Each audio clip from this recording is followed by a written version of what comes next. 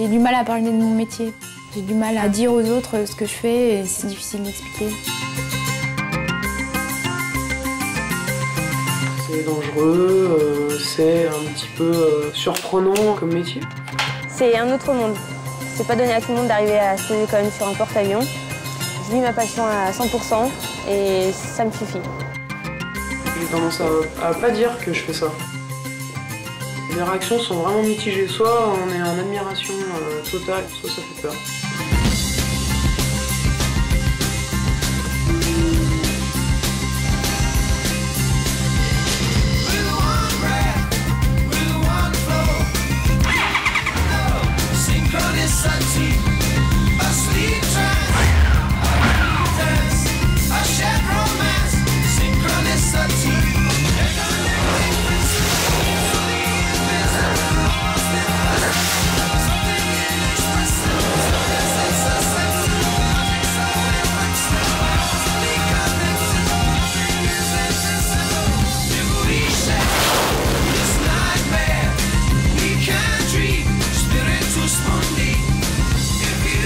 Elles sont passionnées et ont choisi des métiers particulièrement dangereux, souvent réservés à un cercle très fermé et majoritairement masculin. Portraits croisés de femmes au caractère bien trempé.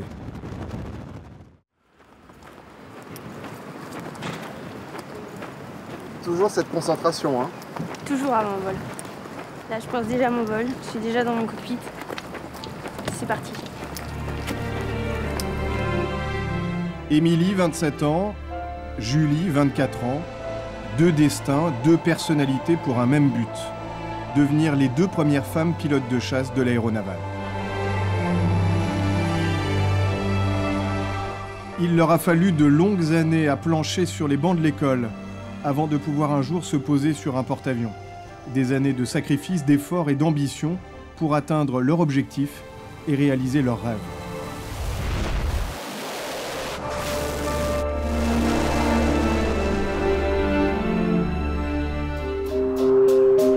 Meridian, Louisiane, aux États-Unis.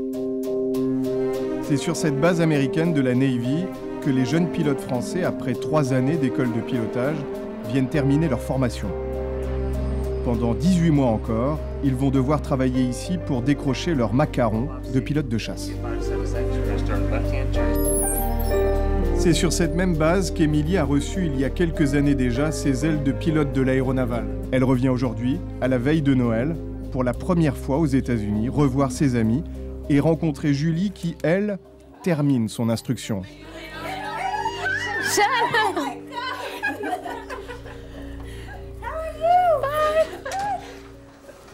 How long are you here for? Just 3 days. Oh, you remember? Yeah. Oh my God, you look great. Voilà, on a toutes les promos qui ont eu leur wings depuis 1999, donc leur macaron. Donc moi, il y a ma promo ici, et on voit plusieurs Français sur chaque photo.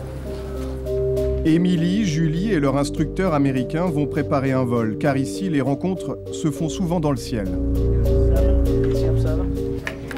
Pour ces jeunes pilotes, Meridian, c'est d'abord les premiers vols et les premières sensations sur des avions à réaction.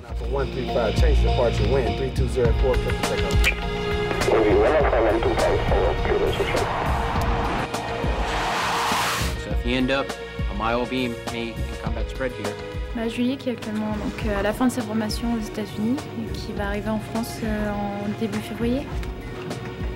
Donc c'est la deuxième fille dans l'aéronavale. Il me reste le bateau et des ACM, donc du combat aérien. Si pour Julie, il ne reste que ses qualifications sur porte-avions américain pour obtenir son macaron, pour Émilie, c'est un retour aux sources. Thank you. Have a good flight. Elle vient de terminer en France ses premières qualifications d'appontage sur le porte-avions Charles de Gaulle. La finalité de ces 5 années d'apprentissage, devenir un pilote de chasse opérationnel.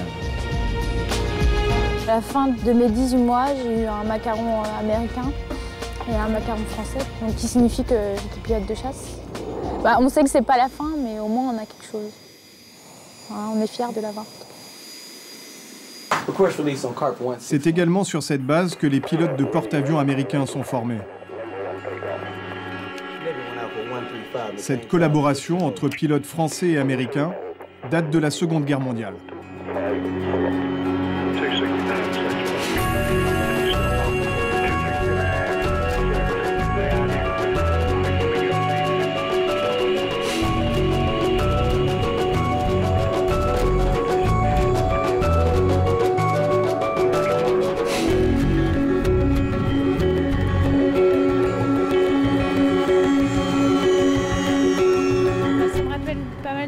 Souvenirs. Mais bon, j'ai vu que cette période est finie, que j'ai bien avancé depuis sur Super Étendard et que maintenant la prochaine étape ce sera d'être opérationnel. Enfin, c'est des bons vols, tout ça. 7 h du matin, caserne de Rose, à Duny, en région parisienne. Dubois. Présent. Crisapoulis. Présent. Martelly. Présent. Roche. Présente. C'est dans la garde républicaine qu'Amandine, 27 ans, officie depuis 4 ans. Le bataillon compte une centaine d'hommes et seulement 2 femmes, Amandine ayant été la pionnière. Son quotidien, les escortes de haute protection, aussi bien celles du président de la République, des hommes politiques, que des délégations étrangères en visite officielle ou de détenus, comme c'est le cas aujourd'hui. Nous allons au péage de la 6, Fleury-en-Bière, pardon, parce qu'on est habitué à aller à la prison. Donc on va à Fleury-en-Bière, on va récupérer un détenu qui vient de province, avec des gendarmes départementaux, et nous on va les piloter en région parisienne. Outil de travail indispensable auquel Amandine a dû s'habituer, ce bolide qui pèse 350 kg et qui peut atteindre en quelques secondes les 200 km/h.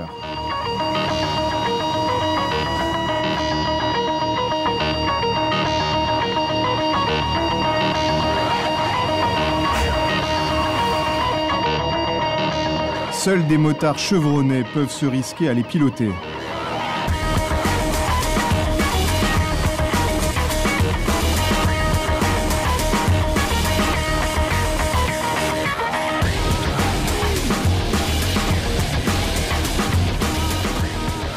Un métier constamment en prise directe avec l'adrénaline, mais c'est justement ce qui a séduit au départ Amandine.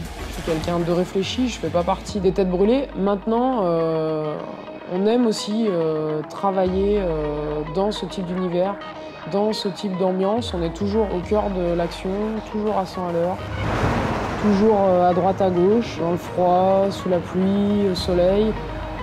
Je pense qu'on aime ça. Même s'il y a un fond raisonnable, on aime ce côté action, ce côté mouvementé et un certain goût du risque.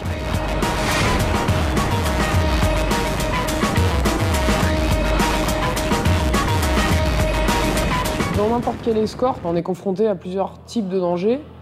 Alors, il y a le premier type qui nous concerne directement, c'est les dangers liés à la circulation routière, surtout en région parisienne. Donc on est amené à se faire percuter par une voiture, ce qui arrive régulièrement chez nous. Après, je dirais qu'on a la notion de dangerosité qui est liée à l'escorte. C'est-à-dire qu'il nous arrive d'escorter des détenus qui se sont déjà évadés plusieurs fois et ça met quand même une certaine pression. Depuis l'évasion du célèbre prisonnier Antonio Ferrara en mars 2008, les conditions sont plus strictes et cette tâche est de plus en plus confiée au bataillon d'élite. Aujourd'hui, la garde républicaine effectue au moins une escorte de détenus par jour. Les détenus sont classés par dangerosité. Donc nous, on s'occupe des plus dangereux. Et là, ils viennent de province.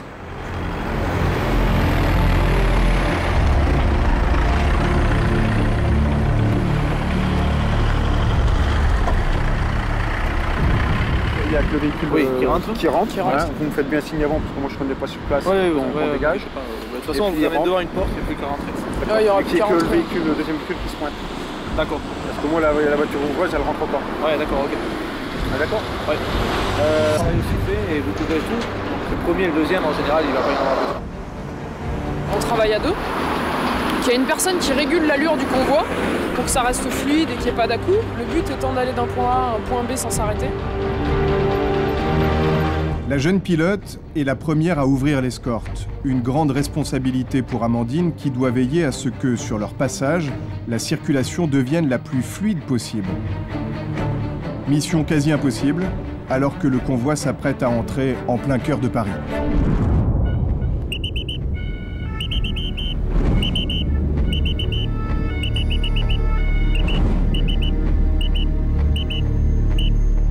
Attention, une seconde, attention.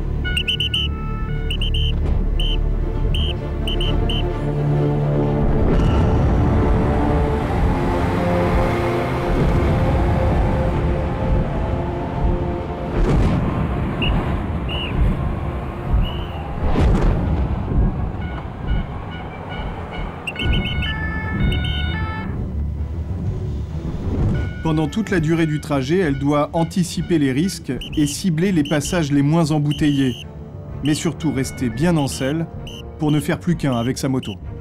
Pendant une escorte, quelle qu'elle soit, on est amené à se libérer de notre main droite, sachant que l'accélérateur sur une moto est dans notre main droite, se libérer de notre main gauche. Sur une moto à gauche, il y a l'embrayage.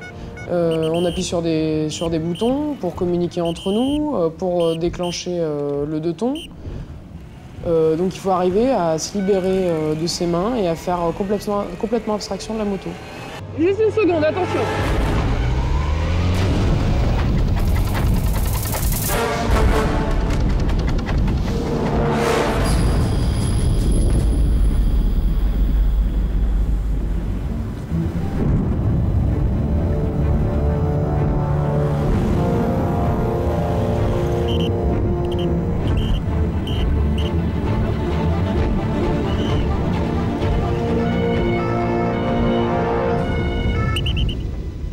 Peu à peu, Amandine prend le pouvoir de la capitale, non sans risque. Restez là. On se fait peur, on se fait des petites frayeurs, des petites montées d'adrénaline dans la circulation. Quand on arrive et qu'on sent très bien qu'une voiture ne nous a pas vus, qu'elle est en train de se diriger droit sur nous et qu'elle percute au dernier moment, qu'elle réalise au dernier moment ce qui est en train de se passer et qu'elle freine quand c'est un petit peu gras par terre, elle s'arrête pas bien loin de la botte. Donc on se fait des bonnes frayeurs, des bonnes montées d'adrénaline. Attention,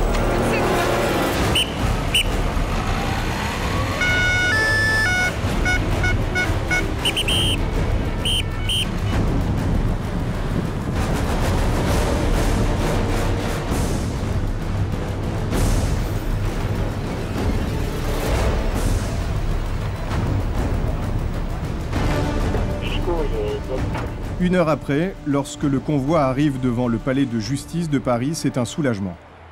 Une nouvelle mission pour Amandine menée à bien sans encombre et sans relâche sur une distance de plus de 50 km. Pour nous, c'est toujours assez satisfaisant quand on arrive, que ça s'est bien passé, parce qu'on dit souvent le bon motard, c'est celui qui béquille sa moto le soir et qui est entier. Donc nous, on est contents quand ça s'est bien passé. Il y a toujours, même si c'est presque un jeu pour nous de chercher le petit passage, de trouver tout pour que ça se passe bien. Mais il y a toujours une sorte de soulagement. Quand on arrive, on se dit bon, c'est fait, ça s'est bien passé, il n'y a pas eu de soucis, ce qui peut nous arriver de chuter. On a toujours un petit peu peur avec les vélos, il y a beaucoup de vélos, beaucoup de piétons qui surgissent de partout. Quand tout est arrêté dans Paris, ils passent entre les voitures, devant, derrière les bus, on ne voit pas, il faut vraiment avoir les yeux partout. Et c'est vrai que quand on arrive, on est soulagé quand il ne s'est rien passé. Retour en France pour Émilie sur la base aéronavale de Landivisiau en Bretagne. C'est ici que les flottilles de chasse de la marine sont basées quand elles ne sont pas embarquées à bord du Charles de Gaulle.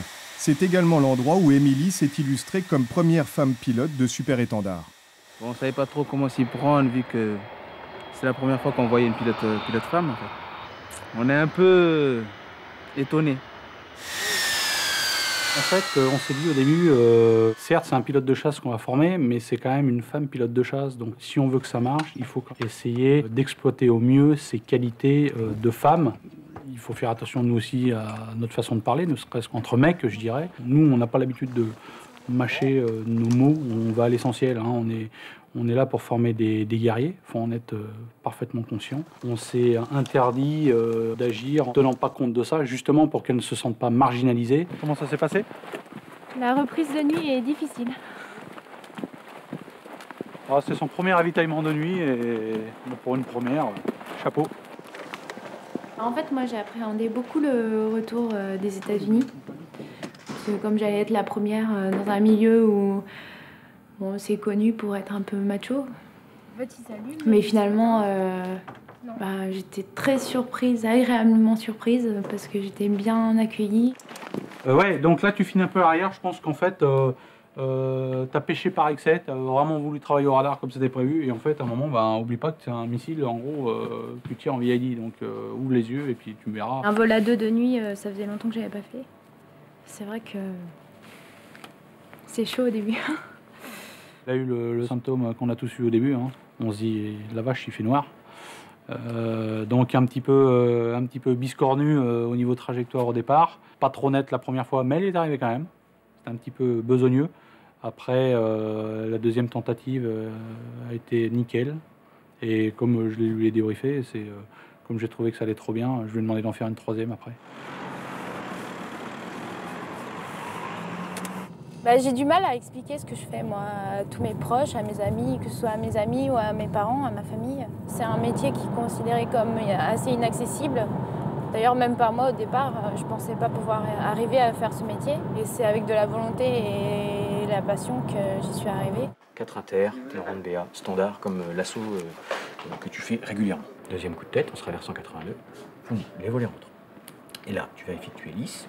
Je vérifie que tu es lisse et je t'envoie en manœuvre. OK. Avant chaque vol, un briefing tactique toujours plus complexe place Émilie dans une situation de combat différente. Puis c'est le rituel de l'équipement, moment de concentration privilégié pour le pilote. Je mets l'anti-G. Ça nous permet de supporter un peu mieux donc les accélérations dans l'avion. Donc ça permet de maintenir le sang et pour pas qu'il remonte tout dans la tête, pour pas qu'on ait des voiles et voire des pertes de connaissance. C'est bien cette tenue. Parce que ça veut dire que je vais partir voler. Donc là, je pars pour faire un jump. On joue un peu les méchants et on va essayer d'empêcher des avions de faire leur objectif. Moi, j'aime bien le super étendard parce qu'on a toujours de bonnes sensations et puis on fait des missions que j'aime faire. On fait de l'assaut. Bonjour. Bonjour. Okay. C'est un avion de chasse assez performant et il n'est pas tellement imposant. Finalement, je me sens bien parce qu'il n'est pas tellement gros et puis le cockpit est assez petit, donc c'est sympa, quoi. C'est aussi l'avion qui a été le plus utilisé ces dernières années lors des missions de bombardement au-dessus de la Bosnie, du Kosovo et de l'Afghanistan. L'intervention de la France est de plus en plus sollicitée dans ce type de conflits locaux et dans la lutte antiterroriste.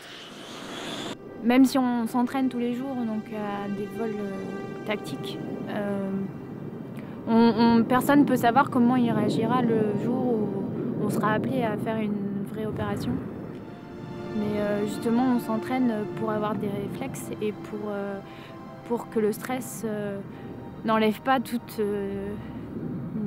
notre savoir-faire le moment venu. Les jeunes pilotes qui s'engagent aujourd'hui dans la marine sont conscients qu'ils vont être confrontés rapidement aux conditions réelles du combat.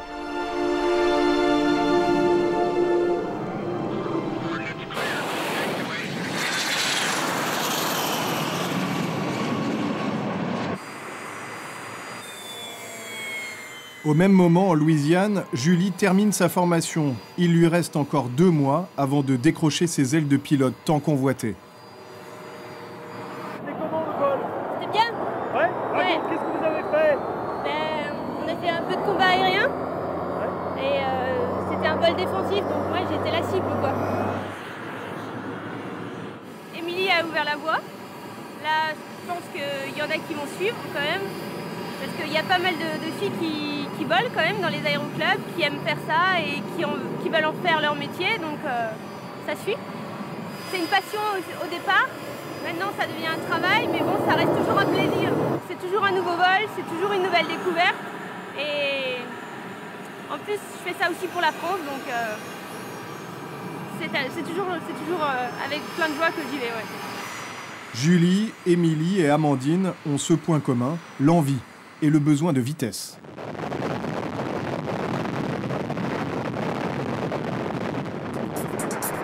Lorsque la garde républicaine n'est pas en mission d'escorte, la plupart de son temps, elle le consacre au contrôle routier. faire appliquer le code de la route est également une des priorités du bataillon d'élite.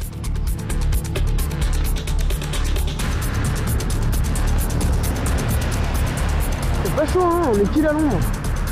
On aurait pu se mettre au soleil.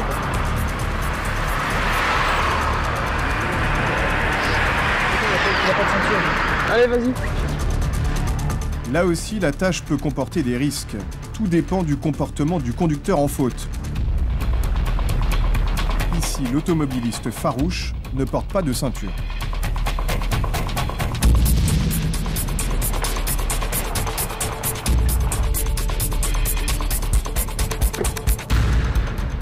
Bonjour monsieur, Jean-Marie. C'est pour qu'on vous arrête? Pas spécialement, non? Ouais. La ceinture. Pour moi, c'est une connerie, quoi. En tant que conducteur, je trouve ça inadmissible, quoi. De mettre la ceinture, vous trouvez ça inadmissible? Bah ouais. C'est bizarre comme mode de pensée. C'est sur l'assurance aussi. Ouais, c'est quelque chose quand même qui est regrettable. Donc on va vous le relever et voilà.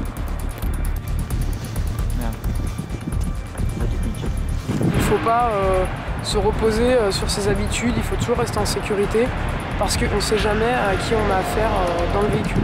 Ça peut être une personne âgée, un jeune qui n'a rien à se reprocher, mais ça peut être aussi une personne qui a un mandat d'arrêt et qui va chercher à s'enfuir, à nous échapper par n'importe quel moyen. Un binôme de la garde républicaine sillonne ainsi chaque jour, en renfort des brigades motorisées, l'ensemble de la région parisienne. Par rapport à ses collègues, Amandine, en tant que femme, est persuadée d'avoir un atout.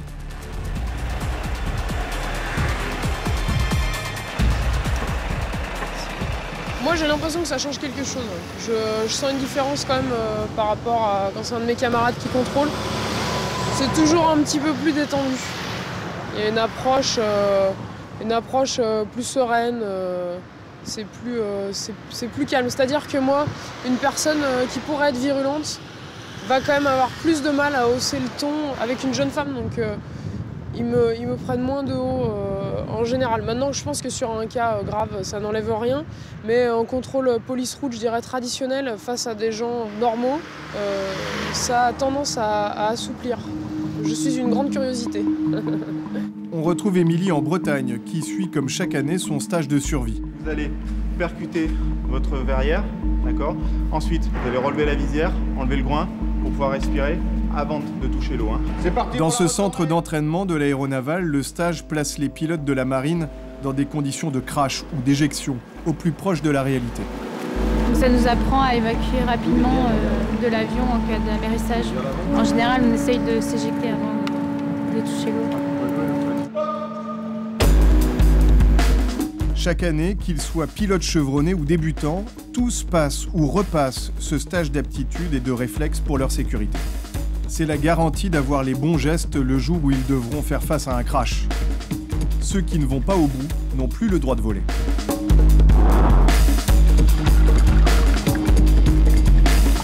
Après plusieurs jours de tests en piscine, c'est en pleine mer qu'ils sont lâchés. L'eau est à 8 degrés et les risques d'hypothermie sont réels au fur et à mesure que les minutes s'écoulent. Ils doivent apprendre à gérer le stress et à rapidement utiliser leur radeau de survie. Ensuite, s'armer de patience jusqu'à l'arrivée des secours. Émilie a attendu ainsi plus d'1 heure dans cette eau gelée avant d'être élitreillée dans ce super frelon.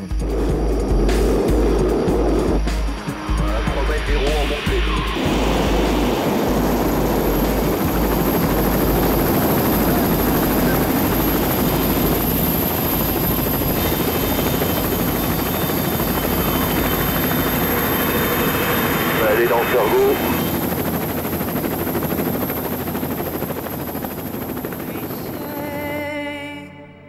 Après avoir réussi ses appontages sur porte-avions américains, Julie décroche ses ailes de pilote tant convoitées.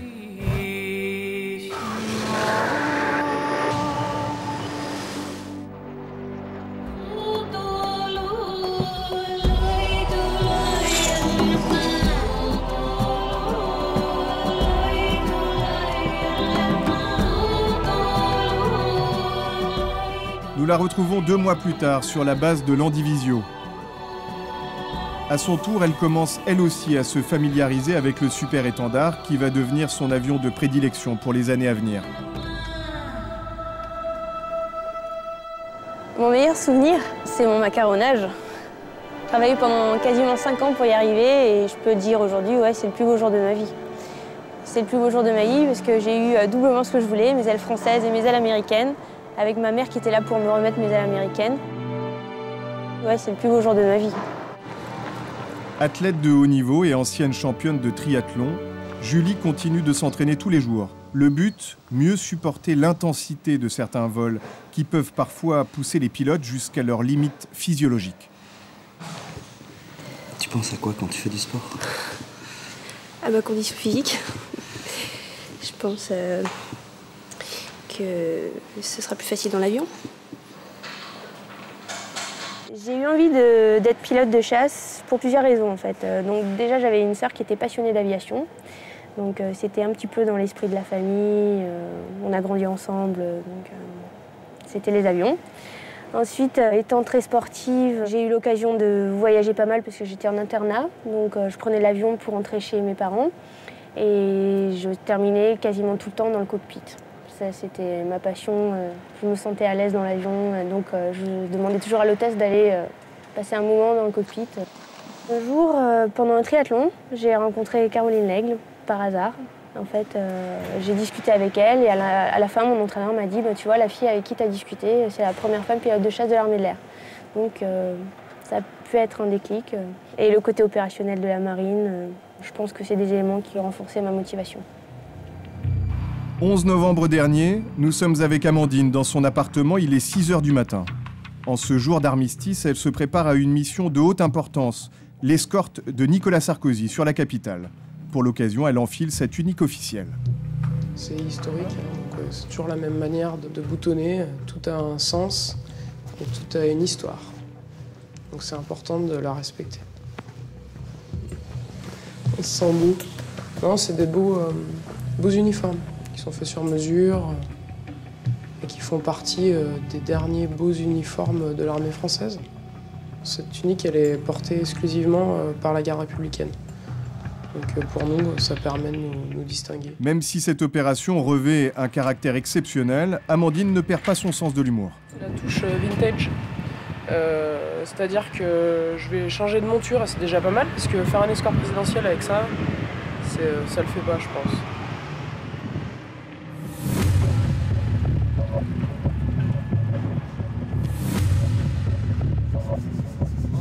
Détachement, mon commandement. Garde à vous.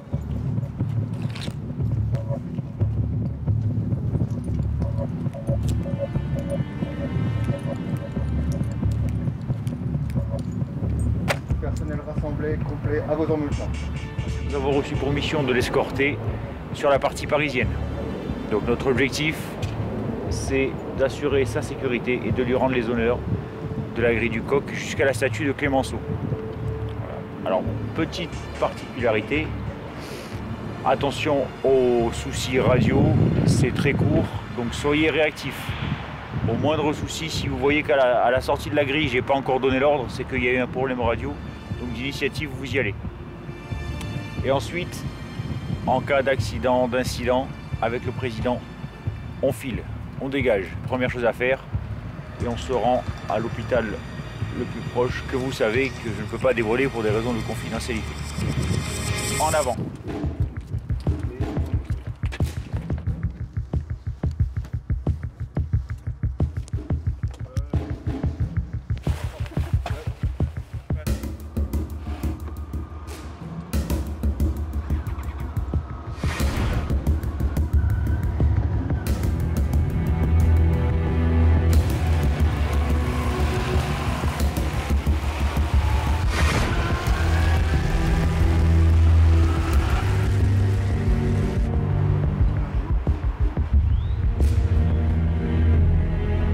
L'enjeu de la mission, être réactif dès l'arrivée de la voiture transportant le chef de l'État et avoir les yeux partout durant l'intégralité du trajet. Il en va de la sécurité du président de la République. Il y a toujours une petite appréhension parce qu'on cherche toujours à bien faire, quelles que soient nos missions. Maintenant, en général, ça se passe bien. Il n'y a pas de raison qu'il y ait quoi que ce soit qui se passe mal. Ce qui est difficile dans ce type d'exercice, c'est qu'en général, ça se fait à allure assez réduite, ce qui nous change du quotidien et ce qui paradoxalement est souvent plus difficile pour nous.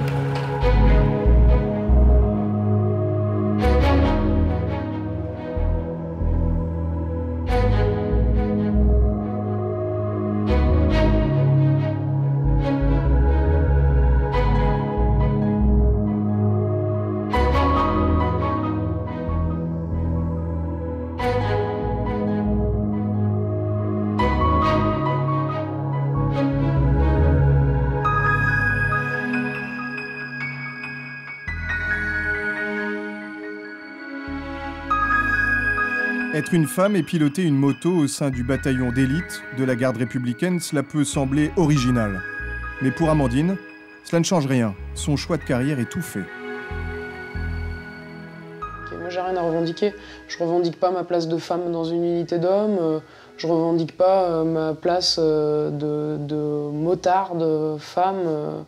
Non, je revendique rien. J'ai toujours vécu un petit peu en dehors de la norme, mais c'est comme ça, c'est un état de fait, et je pense que toute ma vie, ce sera comme ça. Je suis toujours attirée par les choses qui sont différentes. Donc, c'est comme ça, je peux pas lutter. 4e embarquement sur le Charles de Gaulle pour Émilie. Mais cette fois, c'est pour partir en mission loin de la France pendant 5 mois. Grosse activité aérienne sur le pont du porte-avions.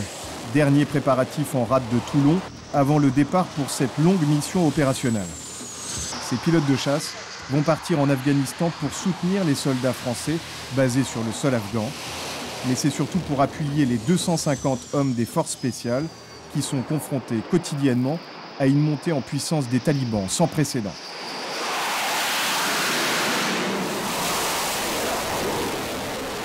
L'avion vient sur moi, me rallie. Je le prends de la Noria au 097. Si c'est toi, Eva, même chose. Moi qui suis déjà avant arrière, fouf, je passe au-dessus et rac, je viens vers toi. Eva, Ève, pour la première femme, c'est le surnom que les pilotes de la flottille ont donné à Émilie. On est en plein dans la zone. Oui, affirme. Donc radial 130, voire 180 mensuels. On la change tout de suite. Le but de la mission, c'est qu'on sera armé d'obus et on doit aller tirer sur le champ de tir qui est au nord de Solenzara. À cheval. Je voulais être militaire depuis le collège, être dans la marine. Et puis après, j'ai voulu faire pilote, mais pilote d'hélicoptère. Puis après, quand j'ai vu que c'était peut-être possible de tenter la chasse, j'y suis allée pour faire comme mon grand-père. Mon grand-père était pilote de chasse dans l'aéronaval. On sentait en lui, on voyait une petite lueur dans ses yeux, et puis c'est quelque chose qui m'a donné envie de découvrir ce métier. Sur son lit de mort, il a dit à ma mère que j'y arriverais, donc il avait pensé juste.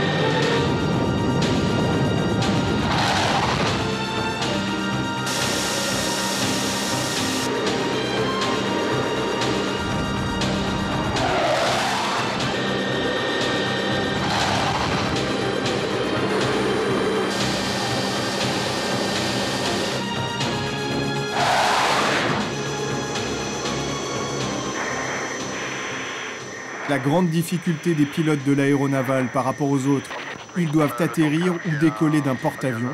Mais dans la marine, on dit apponter ou être catapulté. Les premiers catapultage. Alors ça s'est passé le lendemain de mon premier appontage. À 8h30 du matin, ça réveille. Faut dire, on ne sait pas à quelle sauce on va être mangé. C'est assez rude.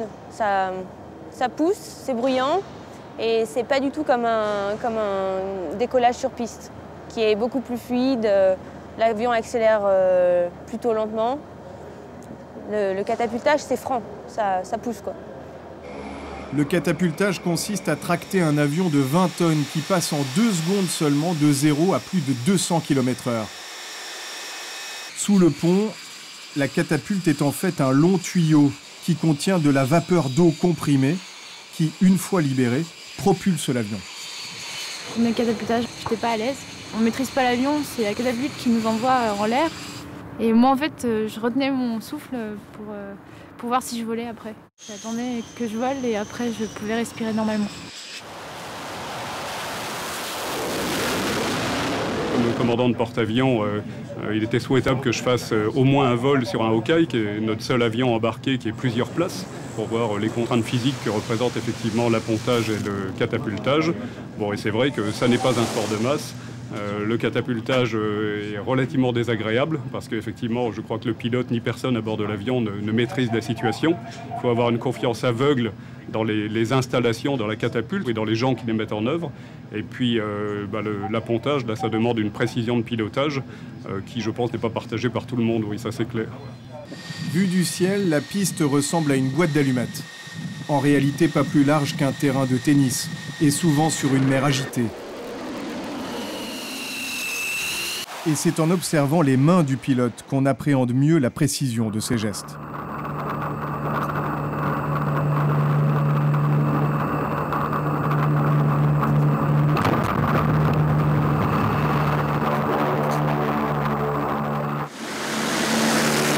Mon premier appontage, une impression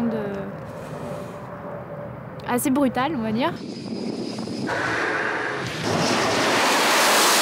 Le danger du métier, on y pense un peu, parce que bon, c'est vrai qu'on vole sur des avions qui vont vite, on vole bas, donc il y a toujours des risques.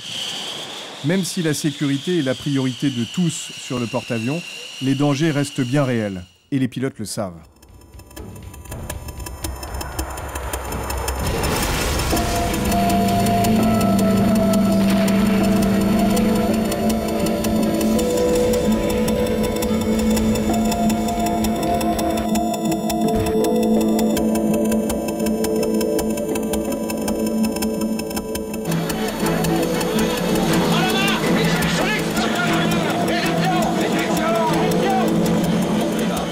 La puissance de tels engins est à la mesure des risques qu'ils peuvent engendrer en cas d'erreur technique, d'avarie ou d'accident.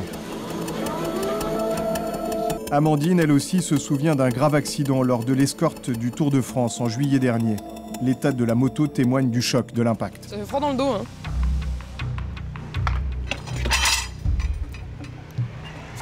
Il a explosé le poteau, il est arrivé dans le deuxième, la fourche est restée sur place et la moto est partie. Oh, de toute façon, la fourche, tu vois comment elle est sectionnée. Ah, parce que nous, on est passé juste après. Moi, j'ai amené une infirmière qui était coincée derrière. Ouais, de toute façon, on était tous groupés. C'est que matériel. Ouais, il est vivant. Même après tout ce temps, l'émotion est palpable. C'était un accident vraiment violent. Donc voilà, on voit l'état de la moto, on imagine la violence du choc. Le problème de la moto, c'est qu'on est sur 2 roues, hein, donc quand ça passe plus, on est rapidement sanctionné. Hein.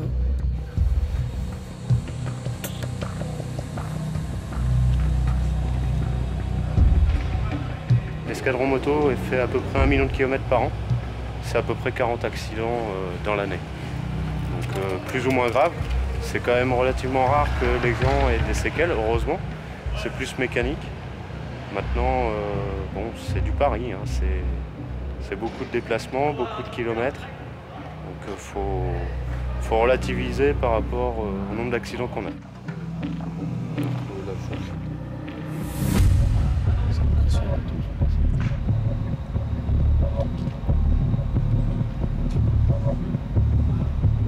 En On a mis un petit moment à s'en remettre, je pense tous. On a été profondément affectés parce qu'on réalise vraiment dans ces moments-là qu'on est tous des victimes potentielles des accidents de la route. Véritables anges gardiens sur les porte-avions, les officiers d'appontage. On appelle ces pilotes d'expérience des Shiban. Ce sont eux qui guident l'approche finale des pilotes et qui bien souvent leur sauvent la vie. Chacun d'eux suit aveuglément leurs consignes. D'ailleurs, un pilote qui ne les écouterait pas ne resterait pas dans la marine. C'est satisfaisant de voir un pilote qui apponte bien et de n'avoir pas besoin d'intervenir pour lui sauvegarder quoi que ce soit. Notre métier est un petit peu bizarre en fait. On est content quand on ne travaille pas. Et on est plutôt insatisfait quand on a besoin de crier sur un pilote qui est en train de risquer un petit peu le matériel, voire sa vie de temps en temps.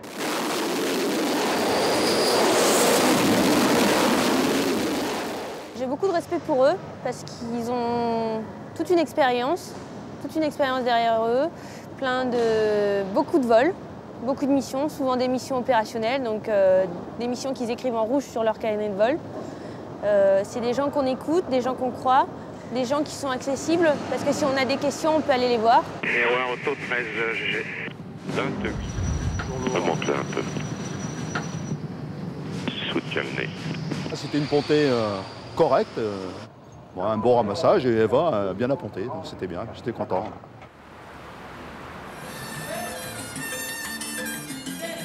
Après l'effort, le réconfort pour Émilie. Avec son équipage, ils vont devoir vivre en huis clos pendant plusieurs mois. Alors à bord, on s'organise, cours de salsa, sport, shopping et lieux de rencontre. D'accord.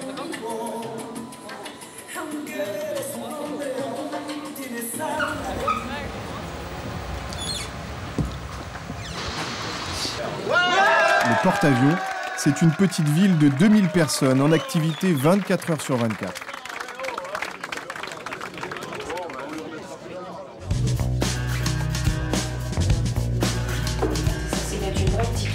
Moment de détente aussi pour Amandine au petit matin avec sa mère. Depuis qu'elle a fait son choix de carrière, sa mère l'a toujours soutenue, bien qu'au fond, elle l'avoue, elle ait peur pour sa fille.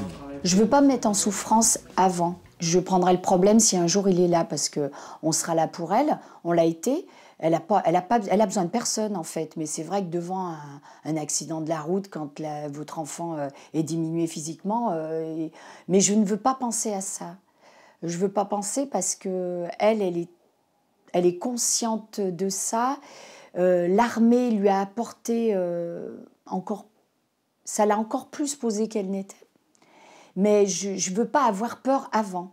Je veux voir que le côté agréable de son travail, c'est-à-dire quand elle fait de belles escortes, là elle n'est pas en danger. Quand elle part faire une escorte de détenus à 5 h du matin avec son gilet pare-balles sous la pluie, c'est un petit peu moins drôle et là c'est vrai qu'il y a du danger. Elle fait un vrai métier, c'est pas un pot de fleurs, hein, elle fait un vrai métier.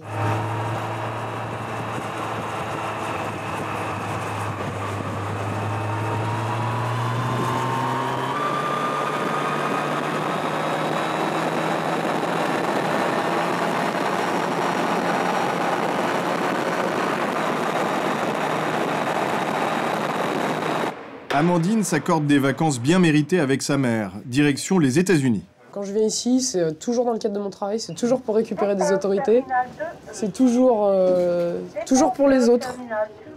Donc là, c'est pour moi. Pour une fois, je vais voir un avion qui décolle et pas qui atterrit et que j'attends. Et c'est sympa, c'est sympa.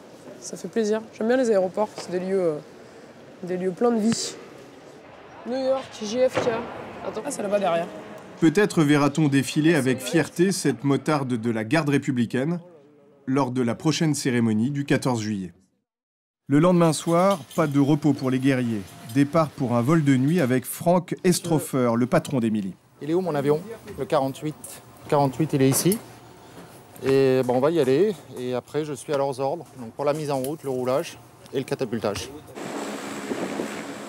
Émilie n'est pas encore qualifiée pour les opérations de guerre. Seuls les pilotes expérimentés vont participer aux missions en Afghanistan.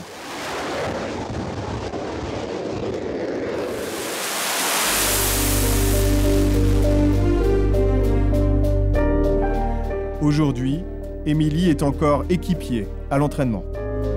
Et un jour, c'est elle qui aura un équipier derrière, voire 2, voire 4, voire 10. Et tout reposera sur elle. Donc c'est ça qu'on lui apprend, c'est être sereine.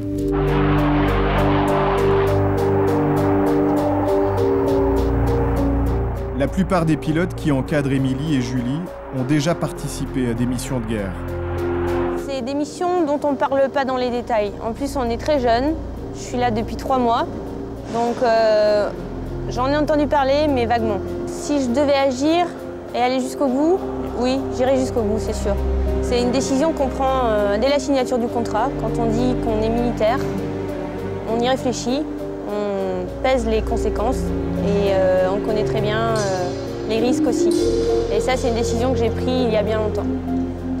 La première mission que j'ai faite au Kosovo, on est parti pour faire du CAS, de l'appui aérien, et c'était 2 tanks. Écoute, la première bombe que j'ai guidée, elle a eu un problème technique et elle n'est pas tombée sur les tanks. Et donc on l'a pas vue. La deuxième est allée sur les tanks. La seule chose qui intéressait les gens qu'on a apponté sur le porte-avions, c'était de savoir où était passée la première bombe. Et là, je peux te dire que pendant 2 heures, tu les as comme ça, parce que tu te dis, t'as pas le droit à l'erreur, t'as pas le droit de foutre la bombe sur une école à côté. Et c'est ça qui met énormément de pression le jour où tu pars faire ta première mission. Quand on est rentré du Kosovo, que j'ai montré mes cassettes de tir, on m'a dit, mais dis donc, là t'as tiré sur un dépôt de munitions, t'as tiré sur machin, et il y avait des gens en dessous. Et donc, si tu veux, toi t'es tasqué pour aller détruire un objectif militaire qui a été réfléchi. Et tu peux effectivement te poser la question, mais merde, est-ce qu'il y avait quelqu'un en bas, quoi? Mais bon, après, il faut relativiser, je veux dire, on est en guerre, et donc les gens qui sont en bas sont militaires comme nous, et puis donc il faut l'accepter, quoi. Julie, Émilie et Amandine ont mis toute leur énergie, leur ténacité et leur maturité au service de leurs rêves. Mais pour pouvoir obtenir un jour un plus haut grade, le parcours sera encore long et difficile pour ces pionnières qui, aujourd'hui, ne revendiquent que la passion et l'engagement comme unique moteur.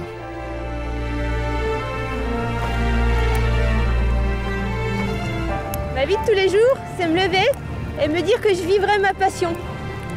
Tous les jours. Prendre l'avion, aller faire mes missions, un vrai bonheur.